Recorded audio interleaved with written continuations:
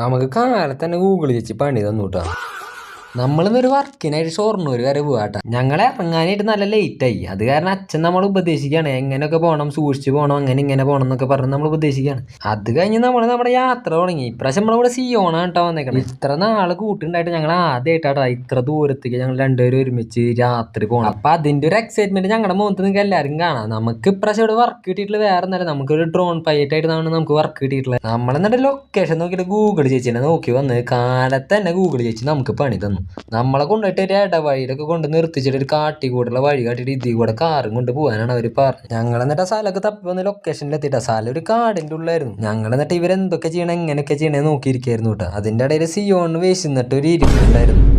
നമ്മുടെ ഡ്രോൺ ഷോട്ടൊക്കെ അതിൻ്റെ ഇടയിൽ കഴിഞ്ഞിട്ടുണ്ടായിരുന്നു കേട്ടോ. നമുക്ക് ആ സമയത്ത് ഫോണിൻ്റെ ആവശ്യമുള്ള കാരണം നമുക്ക് വീഡിയോ ഒന്നും എടുക്കാൻ പറ്റിയില്ല. അതൊക്കെ കഴിഞ്ഞ് നമ്മൾ ഫുഡൊക്കെ അടിച്ച് വയറൊക്കെ നിറച്ച് നേരെ റൂമിലേക്ക് വന്നു. എന്നിട്ട് എടുത്ത വീഡിയോസൊക്കെ സിസ്റ്റത്തേക്ക് കോപ്പി ആയിരുന്നു. ആ സമയത്ത് നമ്മൾ ഫുൾ റെസ്റ്റ് ഇവൻ കാലത്ത് തന്നെ മുഖത്ത് പെയിന്റ് ഒക്കെ അടിച്ചിരിക്കുന്ന എന്തിനാ ഒരു ആവശ്യം ഉണ്ടായിരുന്നില്ല, വെറുതെ ഇങ്ങനെ. പിന്നെ അവൻ്റെ ഷൂട്ടിനായിട്ട് നമ്മൾ രണ്ടാമത്തെ ലൊക്കേഷനിൽ എത്തിയിട്ട് എല്ലാ സാധനം സെറ്റ് ചെയ്ത് അവനെ നമ്മൾ റെഡി ആക്കിക്കൊണ്ടിരിക്കുകയായിരുന്നു. പിന്നെ നിങ്ങളിപ്പോൾ ഈ കാണുന്ന വേറെ ഒന്നല്ല, ഡയറക്ടർ അഭിനയിക്കേണ്ട ആൾക്കാർക്ക് എങ്ങനെയൊക്കെയാണ് അഭിനയിക്കേണ്ടത്, എങ്ങനെയൊക്കെയാണ് ചെയ്യേണ്ടതെന്ന് കാട്ടി കൊടുക്കുന്നതാണ്. അങ്ങനെ നമ്മുടെ വീഡിയോ എടുക്കലൊക്കെ കഴിഞ്ഞ് പാക്കപ്പ് ഒക്കെ ചെയ്ത് എല്ലാവരും നല്ല ഹാപ്പി ആയിട്ട് ഞങ്ങൾ ഭാരതപ്പുഴയൊക്കെ കണ്ട് ഷൊർണൂർ ഇങ്ങോട്ട് പോന്നു കേട്ടോ.